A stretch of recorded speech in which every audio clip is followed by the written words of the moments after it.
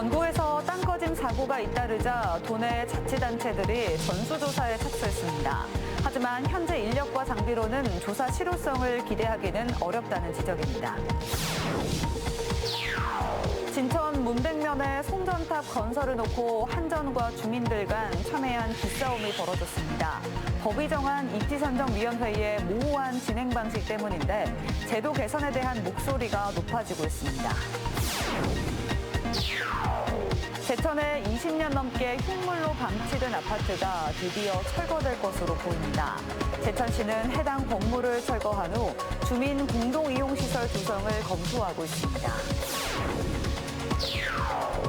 학령 인구 감소에도 특수교육 수요는 해마다 늘고 있습니다.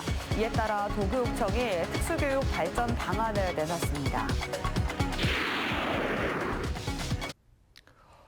여러분 안녕하십니까. CJB 8시 뉴스입니다. 전국적으로 땅꺼짐 사고가 잇따르면서 충청북도와 청주시가 노후관로 주변을 대상으로 전수조사에 착수했습니다. 하지만 현재 인력과 장비로는 전수조사의 실효성을 기대하기조차 어려운데요. 충청북도 광역철도 청주 도심 지하 통과가 현실화할 경우 도심 대형 땅꺼짐 사고는 더 이상 남의 일이 아닐 수도 있습니다. 이태원 기자가 취재했습니다. 집안 조사를 위한 전문 장비를 갖춘 차량이 도로 위를 지나가자 땅속 상태가 모니터에 그래프로 표시됩니다. 땅속 2m 아래까지 전자파를 투과해 싱크홀을 예방할 수 있는 장비입니다. 현재 서울과 부산을 제외하면 기초자치단체 가운데 청주시만 유일하게 보유하고 있습니다. 최근 전국적으로 땅꺼짐 사고가 잇따르면서 충청북도와 청주시가 집안 침하에 대한 전수조사에 나섰습니다. 11개의 시군에 대해서 전체적으로 다 할 거고요. 싱크홀이 위심나는 도로 지역을 대상으로 점검을 할 예정으로 있습니다. 지난 5년 동안 충북에서 발생한 집안 침하는 47건. 이 가운데 절반 이상이 청주에서 발생한 가운데 특히 2020년에 24건으로 집안 침하가 집중됐습니다. 당시 집안 침하의 주요 원인은 하수관 등 노후화된 관로 손상 때문이었습니다. 이번 주요 점검 대상도 20년 이상 된 상하수도관입니다. 문제는 이들 지하 매설물에 관한 위치 정보만 있을 뿐 실제 어느 곳이 연약 집안에 속하는지 구체적 데이터가 없다는 데 있습니다. 현재 청주시가 보유한 장비로 확인이 가능한 깊이도 지표면으로부터 2m 깊이까지로 한계가 있습니다. 아무래도 지방이다 보니까 그 일자리 관계 때문에 잘 지원 안 하십니다. 그래서 한 번 더 그 조건을 조금 더 완화하든지 해서 조금 더 충원할 계획이 있습니다. 장비를 운영할 수 있는 인력도 청주시에는 단 1명. 지하 안전을 담당하는 전담팀이 있는 광역단체와 장비 인력 면에서 비교가 되질 않습니다. 지금까지는 청주 도심에서 땅꺼짐 사고에 따른 큰 인명피해는 없었지만 광역철도 청주 도심 통과가 현실화될 경우 남의 일이 아닐 수 있다는 데 문제의 심각성이 있습니다. CJB 이태현입니다. 송전탑이 지나는 곳마다 극심한 사회적 갈등이 빚어지자 국회는 지난 2023년 주민 의견을 듣도록 하는 입지선정위원회를 의무화했습니다. 하지만 이 입지선정위원회를 열어 노선을 결정하더라도 여전히 논란이 계속되는 경우가 부지기수입니다. 그 이유를 이환 기자가 알아봤습니다. 진천군 문백면의 한 마을입니다. 한국전력은 이 마을 인근에 154kV 송전탑 건설을 추진하고 있습니다. 이미 한전 측은 주민 대표를 포함한 입지선정위원회를 꾸려 송전탑 노선을 결정했습니다. 하지만 정작 주민들은 이 결정에 문제가 있다고 주장하고 있습니다. 한전은 사업 비용 절감을 목적으로 하는 사업에 주민들은 지상송전, 송전탑을 끌어안는 피해를 고스란히 안고 있는데 이거에 대해서 너무 부당하다. 왜 이런 일이 벌어진 걸까? 송전탑 건설 과정에서 극심한 사회적 갈등이 빚어지자 지난 2023년부터 입지선정위원회를 거치도록 의무화됐습니다. 법을 통해 주민 의견을 청취해야 하고 주민 대표를 포함해 입지선정위원회를 꾸리도록 한 겁니다. 하지만 입지선정위원회가 어떤 방법으로 언제 논의하는지 등 명확한 규정이 없어 주민 의견을 배제할 가능성이 있는 겁니다. 이번 사례도 마찬가지입니다. 사실 주민 설명회라는 거는 이 사업이 있기 전에 주민들한테 설명을 해야 되는데 사실 그게 아니고 다 자기들이 결정을 해놓은 다음에 주민 설명회를 하는 겁니다. 참여 인원을 좀 최대한 많이 확보하는 규정이 좀 필요하다고 생각됩니다. 만약 그렇지 않을 경우에는 뭐 1인의 의견으로 주민대표 의견이 오해되거나 곡해되거나 할 수 있는 우려가 있기 때문에 CJB 취재에 대해 한전 측은 송전탑 노선 결정 과정에서 좀 더 심도 있는 공론화 과정을 거치도록 개선책을 찾겠다고 밝혔습니다. CJB 이환입니다. 세월호 참사 11주기를 맞아 세월호 충북대책위원회가 오늘 충북도청 앞에서 기자회견을 갖고 참사의 진상규명과 책임자 처벌을 촉구했습니다. 대책위원회는 기억과 진실을 지우려는 권력에 맞서 계속 기억하고 진실을 밝혀 생명이 존중되는 사회를 만들겠다고 강조했습니다. 더불어민주당 이현희 의원이 오는 6월 대통령 선거 이후 오송 지하차도 참사에 대한 국정조사를 추진하겠다고 밝혔습니다. 이 의원은 오늘 국회에서 개최된 세월호 참사 11주기 생명안전기본법 통과 촉구 기자회견을 통해 오송 참사의 부실 수사를 비판하며 이같이 밝혔습니다. 오송 참사와 관련해 당시 공사 현장 소장이 대법원에서 징역 6년형을 확정받은 가운데 이 의원은 김영한 지사가 불기소 처분을 받는 등 부실 수사와 참사의 진상 규명을 위해 국정조사가 필요하다고 강조했습니다. 다음 소식입니다. 공사 중지로 20년 넘게 방치됐던 도심 속 아파트에 대해서 제천시가 드디어 해결의 실마리를 찾아냈습니다. 오랜 골칫거리였던 흉물 아파트는 철거 뒤 주민 공동시설로 이용될 것으로 보입니다. 안정은 기자가 현장을 다녀왔습니다. 지난 2003년 제천시 청전동에 착공한 아파트 공사 부지입니다. 착공 2년 만에 자금 문제로 공정률 30%대에서 멈춰섰습니다. 도심 속 흉물로 방치된 기간만 20여 년. 주택지 인근에다 고등학교, 도서관과도 가까워 주민들의 민원이 끊이지 않았습니다. 유령이 나올 정도로 그냥 오래되고 그래가지고 그냥 건물 이렇게 돼 있어요. 그래가지고서는 이 주변들이 많이 얘기를 하고 문의도 하고 뭐 진정도 내고 그랬는데. 하지만 시가 매입하려 해도 민간 소유 건축물이다 보니 결코 쉽지 않았습니다. 건축주와 토지주의 희망 가격이 시의 보상 가격보다 한참 높았기 때문입니다. 그러다 2년 전 국토교통부에 공사 중단 건축물 정비 선도사업 후보지에 선정되면서 해결의 실마리가 생겼습니다. 가격 협상이 안 될 경우 토지 보상법에 따라 강제 수용할 수 있는 근거가 마련된 겁니다. 이달 건물 소유권을 획득한 제천시는 활용이 아닌 철거로 가닥을 잡았습니다. 스프링클러나 아니면 층간 소음을 위한 완충제를 넣어야 되는데 그런 거를 적용할 경우에는 그 현행법에 안 맞는 높이가 나옵니다. 그래서 부득이하게 활용할 수가 없고 철거를 검토하게 되었습니다. 보상과 철거에 드는 예산은 약 50억 원. 제천시는 우선 자체 예산을 투입해 해당 부지를 정비하고 도시재생을 위한 국비 확보에 주력할 계획입니다. 오랜 기간 흉물로 방치됐던 제천시 청전동 공사 중단 아파트는 내년 상반기 중 철거를 완료할 계획입니다. CJB 안정은입니다. 학령 인구 감소 추세에도 특수교육 대상 학생은 늘어나고 있는 실정인데요. 이 도내 특수교육 대상 학생은 4,900여 명으로 충북교육청은 모두의 성장을 목표로 특수교육 발전 방안을 내놨습니다. 김세희 기자입니다. 학생들이 태블릿을 이용해 코딩 과정을 배우는 데 열중합니다. 고등학교를 졸업한 특수교육 대상 학생들이 직업교육을 받는 전공과 수업 모습입니다. 이 학교에서는 9명의 학생들이 직업 준비 과목부터 대인 서비스 등 사회 진출에 필요한 과목들을 수강하고 있습니다. 하지만 특수학교 특성상 개인별 교육이 이뤄져야 하다 보니 다양한 과목 개설은 쉽지 않은 상황. 충북교육청이 내년부터 지역 대학과 연계한 캠퍼스 융합형 전공과를 운영하는 배경입니다.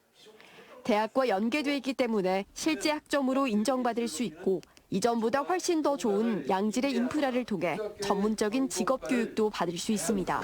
특수교육 대상 학생들이 그 전공과에 가서 진로를 개척할 수 있는 그 역량 개발도 필요하지만 오히려 더 선제적으로 그 대학에 갈 수 있는 길도 열어주는 그런 그 장점을 가지고 있고 무엇보다 세네 과목으로 제한됐던 것과 달리 학생들의 선택의 폭이 넓어지면서 특수교육 대상 학생들의 진로 범위도 크게 확대됐습니다. 두 가지 중에 선택할 수 있는 기회를 준다고 하면 저희 특수교육 대상자들 같은 경우는 자기결정과 굉장히 중요하거든요. 학생들이 이제 선택의 폭이 좀 넓어졌다. 충북교육청은 특수교육 대상 학생들의 사회 적응 교육에도 집중한다는 계획입니다. 전국 최초로 장애 학생의 자립교육에 필요한 교육관 개관을 앞두고 있는 가운데 영화관, 편의점 등의 체험 공간을 활용한 교육 프로그램을 통해 학생들의 사회 적응을 도울 예정입니다. 이 밖에 과대 과밀학급을 해소하기 위해 기간제 교사 배치와 협력 강사를 활용할 수 있는 운영비도 지원할 계획입니다. CJB 김세희입니다. 충청북도가 재미 한인제약인협회와 오송바이오 공동 개최를 추진합니다. 오송바이오는 충북 최초 컨벤션 센터인 오스코에서 처음으로 개최되는 국제 바이오 행사로 오는 10월 22일부터 사흘간 개최될 예정입니다. 충청북도는 미국의 한인제약, 바이오인들 단체와의 업무 협약을 통해 이번 행사에서 첨단 바이오 분야의 글로벌 석학 강연과 국제 학술 회의 등을 진행할 방침입니다. 제천시가 파크골프장 유료화를 위해 제정을 추진하던 조례안을 돌연 폐기했습니다. 제천시는 다음 달부터 파크골프장 이용료로 하루 2,000원을 부과하고 연회비 3만 원의 연회원을 운영할 방침이었습니다. 하지만 연회원 자격을 제천시 파크골프협회 회원으로 제한하면서 동호인들의 반발을 샀습니다. 이에 대해 김수환 제천시 의원은 임시회 5분 발언을 통해 공공시설은 시민 누구나 동등하게 접근할 수 있어야 한다고 지적했습니다. 제천시는 조례안을 더 보완해 다시 제천시 의회에 제출할 예정이라고 밝혔습니다.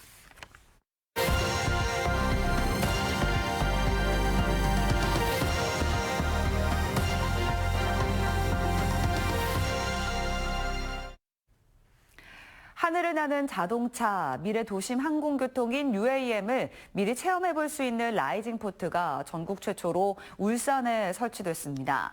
영남 알프스와 대왕암공원 등 울산의 대표 관광 명소를 실사로 구현된 영상으로 체험할 수 있어 울산의 새로운 꿀잼 요소가 될 것으로 보입니다. UBC 김영환 기자의 보도입니다. SF 영화에서 나올 법한 비행체에 사람이 탑승하자 공중으로 떠오릅니다. 높이 4.4m, 폭 5.7m 크기의 스크린에 울산의 대표 명소인 태화강 국가정원이 펼쳐집니다. 풀 UHD, 3,300만 화소의 영상은 마치 실제 장소에 온 듯한 생생함을 구현합니다. 6분가량의 시간에 태화강 국가정원과 반구천 암각화, 영남알프스와 대양암공원, 울산대교 등 울산의 관광 명소를 한 번에 둘러볼 수 있습니다. 울산 하늘 날아다니는 것 같아서 재밌었고 이런 게 많이 생겼으면 좋겠어요.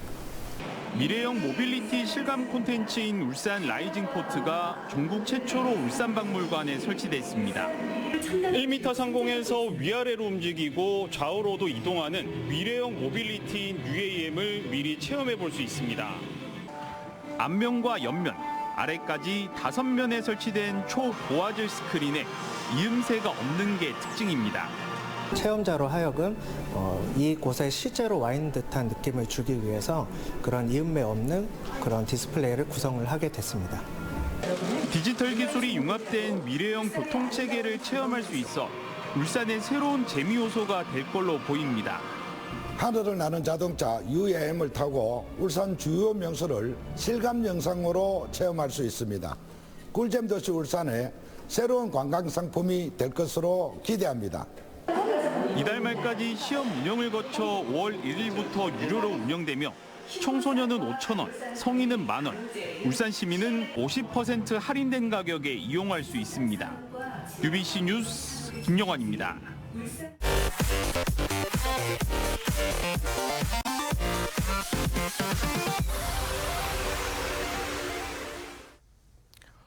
국민의힘 엄태영 의원이 김문수 대선 예비후보 캠프에 합류했습니다. 엄 의원은 국민의힘 현역 의원 3명과 함께 김 예비후보 지지를 선언하는 한편 조직 총괄 본부장을 맡았습니다.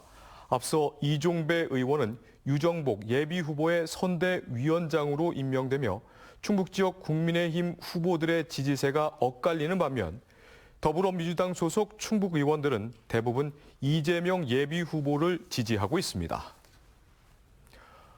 청주시는 지역 내 40개 마을과 온실가스 감축을 위한 2025 초록마을 협약을 맺었습니다. 지난달 공모를 통해 선정된 마을에서는 순회 환경교육과 공동 캠페인, 자율 실천 활동 등이 진행됩니다. 초록마을 협약은 지난 2010년 민관협력 시민실천 프로그램으로 시작돼 지난해 2050 탄소중립 녹색성장위원회로부터 대통령 표창을 받았습니다. 바르게 살기 운동 충북협의회는 영남 지방의 대규모 산불 피해 지역인 영덕군을 방문해 3천만 원 상당의 구호 물품을 전달했습니다. 이번 구호 활동에는 협의회 임원과 11개 시군협의회가 동참해 전기밥솥 100개와 밀키트 1000여 개, 쌀 3톤, 후원금 500만 원 등을 지원했습니다. 전대수 회장은 예기치 못한 산불로 삶의 터전을 잃은 이재민들이 하루빨리 일상을 회복할 수 있었으면 좋겠다고 말했습니다. 한국농어촌공사 충북지역본부는 도내 11개 유관기관과 함께 독거노인 낙상방지 안전바 무상 설치 협약식을 열었습니다. 안전바는 한국은행, 자산관리공사, 농협 등 도내 유관기관에서 고장난 어린이 장난감과 병뚜껑 등 폐플라스틱을 수거해 제작할 예정입니다. 충북 주거복지센터 사회적 협동조합은 오는 6월부터 홀몸 노인 100여 명에게 안전바를 무상 설치해줄 계획입니다. 2025 대한민국 대표 브랜드 대상 시상식에서 충주시가 13년 연속 기업하기 좋은 도시에 선정됐습니다.